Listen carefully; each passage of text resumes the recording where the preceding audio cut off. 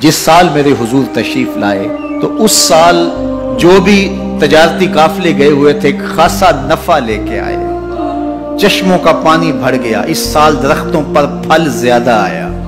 سبزہ اتنا زیادہ پیدا ہوا، بارشیں اتنی ہوئیں کہ جانور اتنے فربا اور موٹے ہو گئے کہ لگتا تھا چربی سے پھٹ نہ جائیں۔ عرب اتنے اکھڑ اور ظالم تھے، بیٹیوں کو زندہ درگور کر دیتے تھے۔ جس سال میرے حضور کی ولادت ہوئی کسی گھر بیٹی پیدا نہیں ہوئی، اللہ نے بیٹے ہی عطا کر دیے۔ ربیع عربی میں ویسے ہی بہار کو کہتے ہیں، ربیع الاول آغاز بہار، پہلی بہار۔ کہا محبوب جب کلیاں چٹخ جائیں گی، غنچے مہک جائیں گے، کائنات میں بہار چھا جائے گی، تو جانے بہار بن کے آ جانا۔ اور جب حضور تشریف آئے بہاروں پر بہار آ گئی، پوری کائنات میں روشنی پھیل گئی، اجالے پھیل گئے، گلی گلی چراغاں ہوا، شرق کے جانور غرب کو دوڑ پڑے، غرب کے جانور شرق کو دوڑ پڑے، اور جب آپس میں ملتے تو کہتے مبارک ہو حضور آ گئے، مبارک ہو حضور آ گئے۔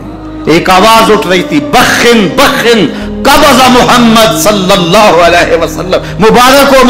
ہو پوری کائنات میں محمد عربی کا قبضہ ہو گیا۔ خوشیاں پھیل گئی، نہریں ساوا خشک ہو گئی، آتش کدہ ایران بجھ گیا، نوشیرواں کے محل کے 14 کنگرے گر گئے، نور ہی نور پھیل گیا۔ سیدہ آمنہ سلام اللہ علیہا کہتی ہیں کہ آسمان کے ستارے جھک کے میرے ویڑے کے اتنے قریب آ گئے کہ مجھے لگتا تھا میرے آنگن میں گر پڑیں گے۔ اور پھر جب حضور کی ولادت ہوئی، خرج منی نور ادا لہو قصور الشام، میرے بدن سے ایک نور نکلا، اتنی روشنی ہوئی کہ میں بیٹھی مکے میں تھی، شام اور بصرے کے محلات نظر آنے لگے۔ حضور کو غسل دینے کے لیے جب دائی آگے بڑھی تو غسل ہوا تھا، سرما لگانے لگی تو سرما لگا ہوا تھا،